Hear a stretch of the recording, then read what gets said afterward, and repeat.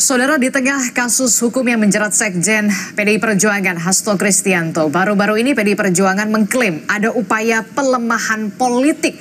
Ada pihak tertentu yang sengaja menargetkan suara PDI Perjuangan anjlok hingga 7% di pemilu 2029. Benarkah demikian? Dan siapa sebenarnya pelaku pelemahan politik itu?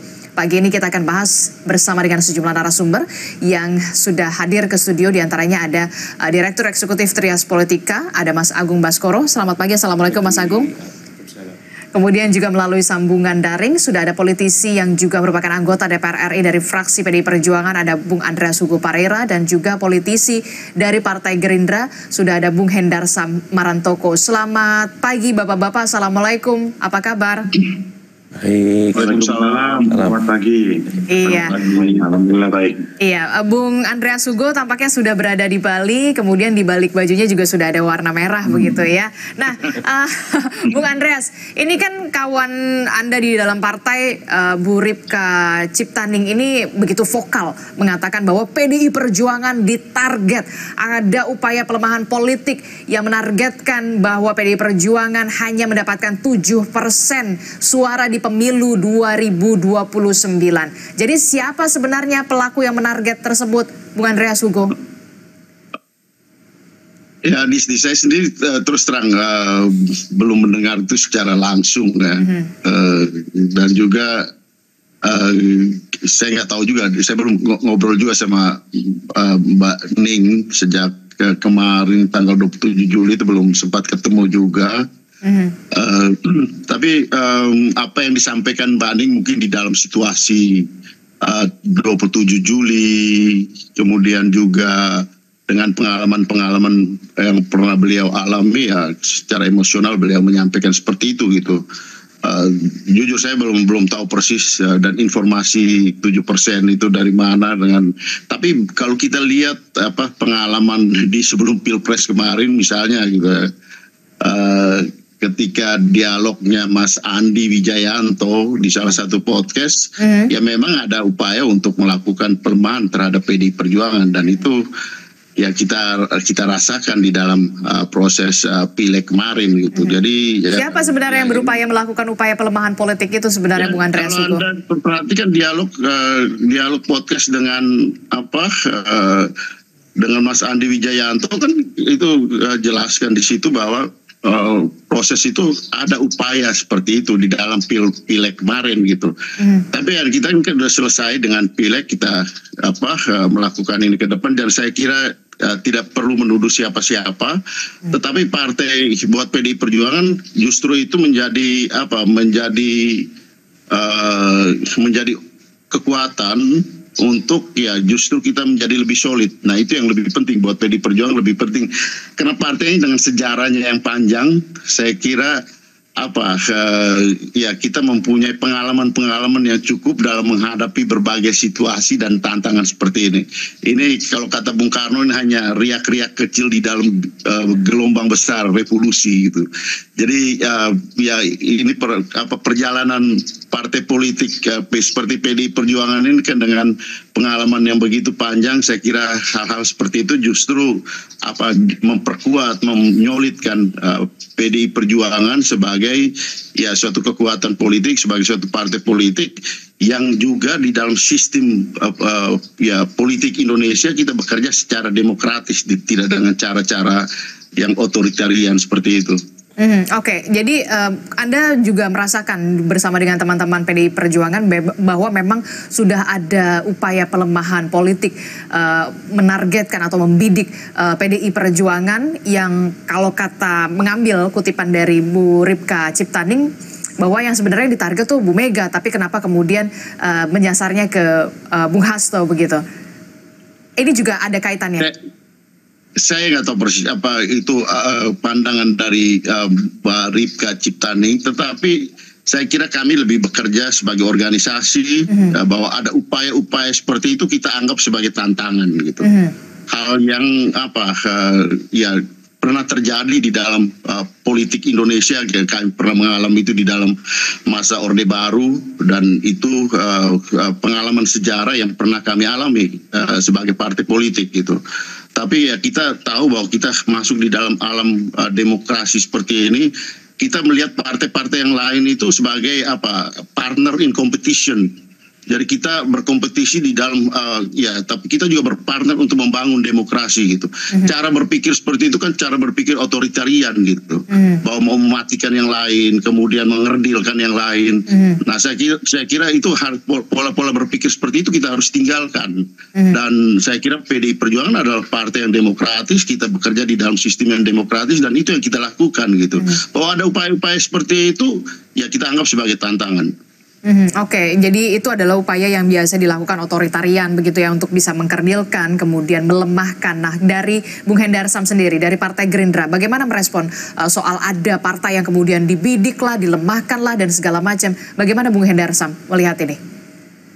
Ya, ketika saya membaca dan mendengar apa yang dikatakan oleh Mbak Ning tadi, saya mencoba mencernanya ya kan, mencoba mencernanya, mencari apakah ini memang relate dengan situasi yang ada pada saat ini atau tidak ya kan.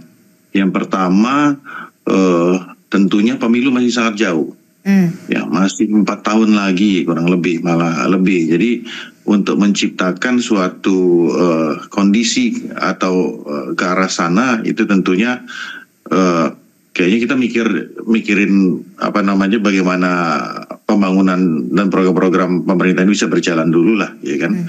Dari sisi kami seperti itu. Yang kedua juga aturan mainnya juga kan belum jelas. Saat ini dengan ada putusan MK yang memisahkan antara pilpres dengan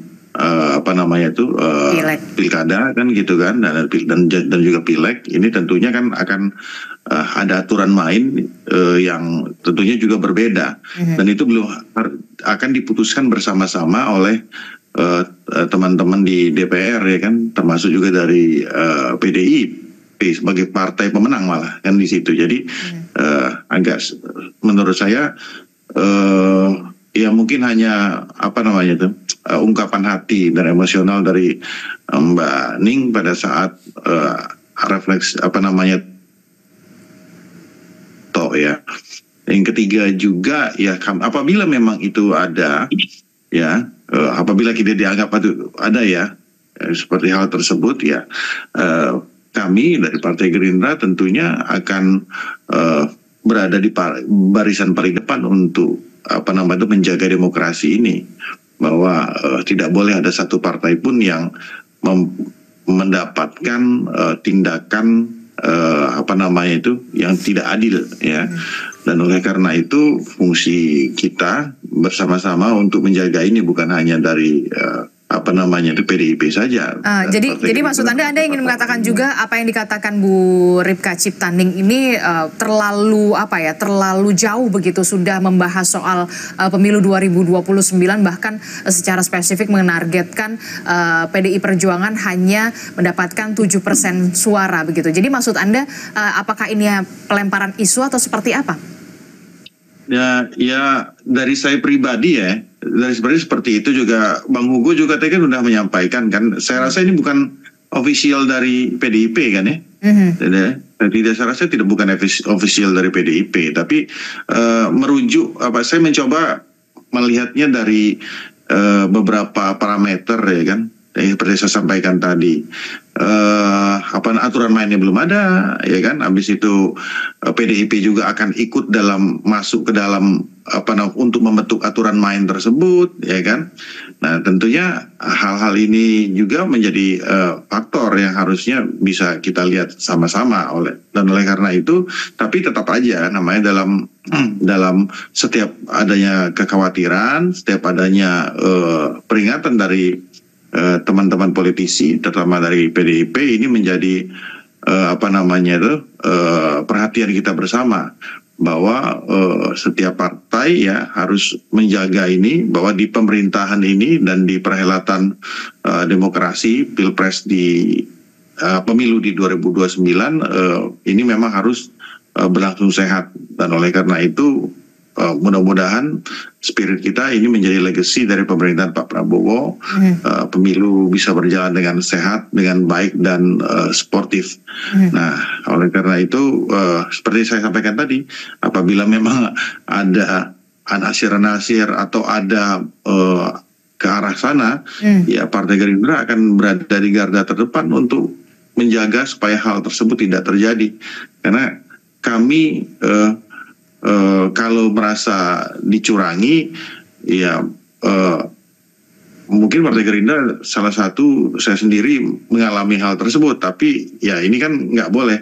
Kalau kita pernah disakitin, jangan juga pernah menyakiti orang lain gitu loh. Karena tahu rasanya disakitin gimana. Karena lagi ngomong sakit menyakiti begitu ya, saya tanya ke Bung Andreas Hugo. Bung Andreas Hugo, ini kenapa kemudian Mbak Ning tuh kayaknya merasa tersakiti banget, merasa kecewa banget sampai kemudian mengungkapkan seperti itu, membidik, ada yang membidik, ada yang menarget 7% suara di 2029 dan sebagainya begitu. Sakit hati kenapa begitu? Ada yang kecewa kenapa? Ungkapan kecewaan apa sebenarnya, Bung Andreas? Ya, kalau di dalam teori politik itu kita mesti memahami dari idiosyncrasy-nya Mbak Ning. Kita lebih melihat pada latar belakang, pengalaman dari beliau. Jadi ya mungkin pengalaman beliau dan tiap orang tentu dengan pengalaman berbeda-beda, tetapi Mbak Ning mengungkapkan itu dengan dasar latar belakang pengalaman yang beliau pernah alami gitu. Saya kira itu lebih tepat, dan mungkin lebih tepat bertanya kepada Mbak Ning sendiri gitu dengan pengalaman beliau.